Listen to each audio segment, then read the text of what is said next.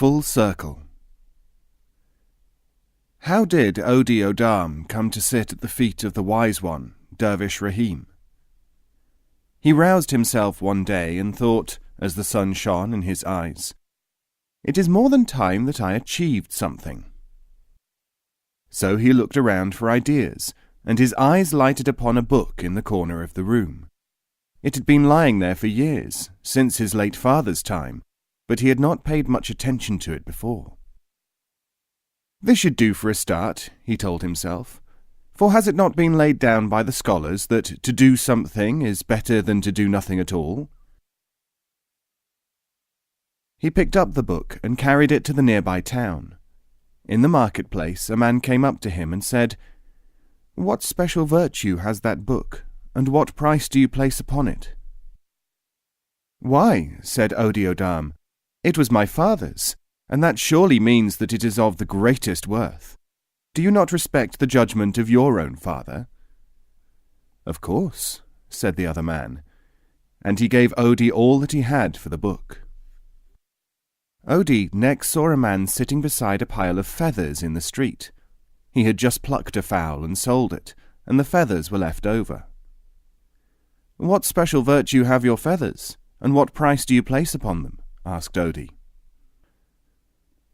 The man was rather less than honest, and he said, "You can have them for all the money you have. As to their virtue, I may not tell you."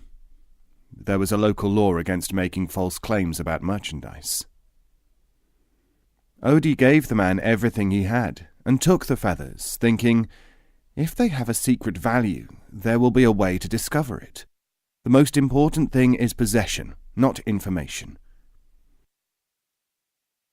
He was remembering the advice of the tradition which says, "Information may not lead to possession, but possession may lead to information." But then he met a fool with an engaging manner, who said to him, "I wish I had feathers like them, then I might be able to become a bird, but I am poor." "Do you know about the secret virtue of feathers?" asked Odi.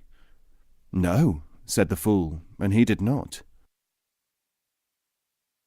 "In that case," said Odi, "you will not have the advantage of me if I part with them.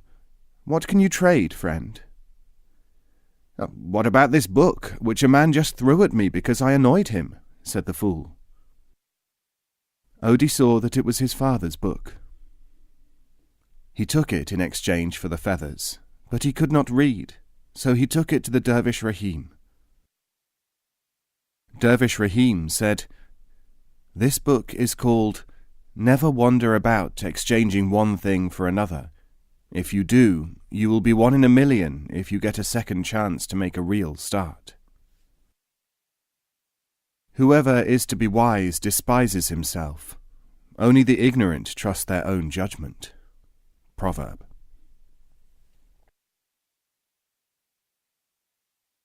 The insane. Ajnabi said, "The people of this world are insane." He promised his disciples to give them evidence of this. That same night he invited a rich man to break the fast with him. The man came, and they ate dry bread and a date apiece, which was all that Ajnabi had in the house.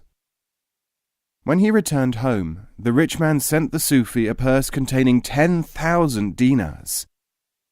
Ajnabi sent it back with a note saying, "Bread can be eaten.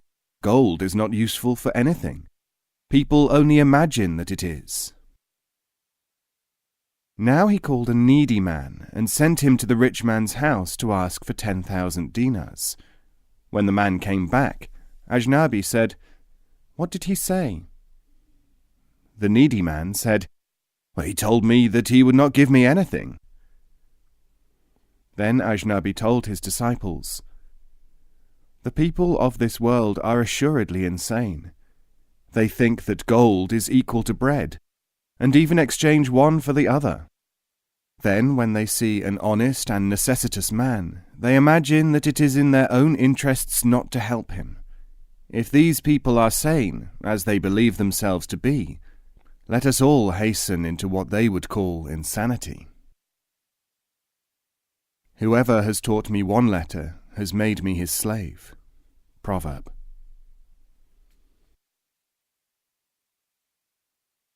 A group of Sufis. A group of Sufis, sent by their preceptor to live and work in a certain district, settled themselves in a house.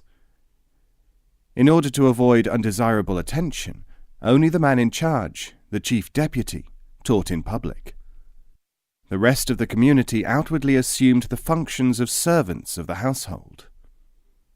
When the deputy died, the members of the community rearranged their functions, revealing themselves as advanced mystics, in accordance with their instructions from the original preceptor. But the inhabitants of the country not only shunned them as imitators, but actually said, "For shame! See how they have usurped and distributed the patrimony of the great teacher. Why, these miserable hirelings now even behave as if they were themselves Sufis." The tongue is the best masseur of furrowed brows. Suhaili.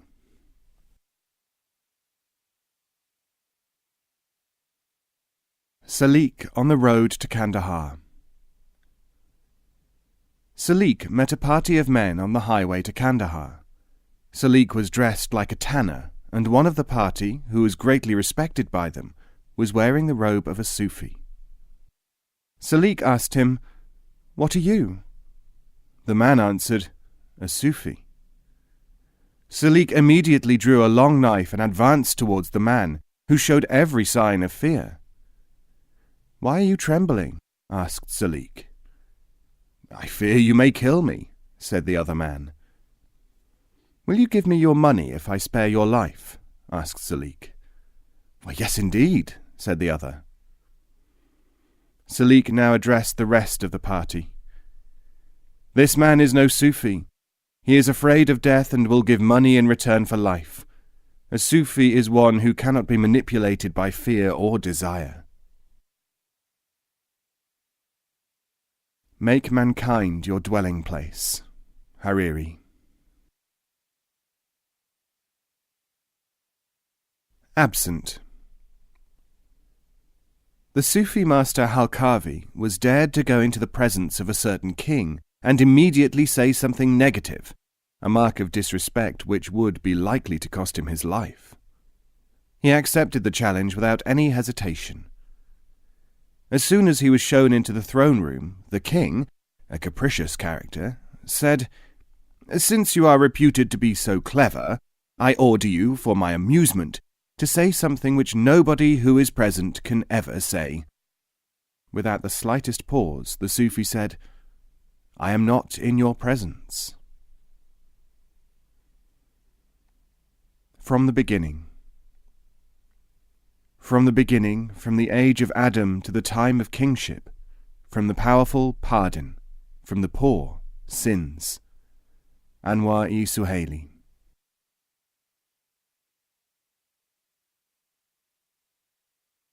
Three Sufi Masters.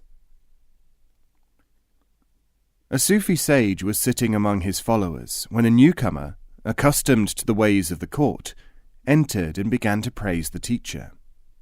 The disciples listened attentively, and the man continued his compliments. In the meantime, a second sage entered, listened for a time, and then began to shout insults at the first master. The visitor withdrew in confusion, while the first master sat impassively until the second sage had left. A third Sufi master entered the company after some time, and one of the disciples made a sign indicating that he wished to ask a question. "The third master will answer it," said the first sage. "Why was our teacher reviled by the second master, since both are of equal eminence, and our teacher is not worthy of such abuse?" asked the disciple. "A visitor from the world was here, filling the air with false compliments," said the third master, "and these were so beastly in their effect, if not their appearance, that it needed something equally beastly to drive them from the air." Death. If he is a good man, death will be a release. If he is a bad one, it will release others from him. Anwar-e Suhaili.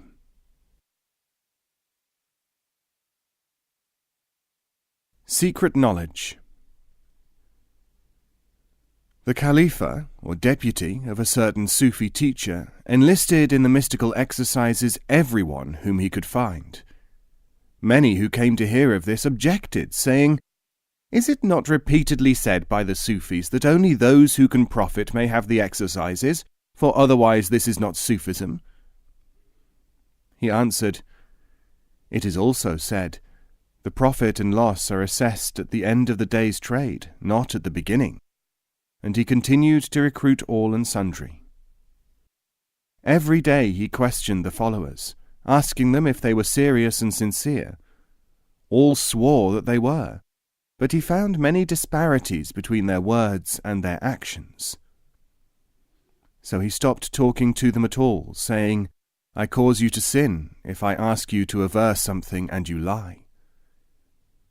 Many of them left him in disgust, saying, "We are not hypocrites," though they were.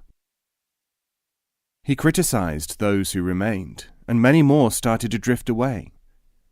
Then he pretended to be mad, and quite a number of the remaining disciples abandoned him, the more charitable saying, "Oh, poor fellow, he would have been perfect had he not been insane." Now came the day when there were only 6 students left. One of them said, "I suppose that these are the ones who have passed the test, and who will now be taught by the master himself?" "No," said the deputy. "Unfortunately, only some of these are real disciples. The others are those who are so obsessed by the search for secret knowledge, are in fact so greedy for themselves, that they will do anything and endure anything. Before I present the final selection to our master, I shall have to expel those, or have them expel themselves." Branches. The barren branches may appear inelegant. They are, to the cook, the means to make his fire. Anwar-e Suhaili. Provision and life. They have fixed our nutrition and arranged our lifespan. More than this, and ahead of this, efforts will not be productive. Anwar-e Suhaili.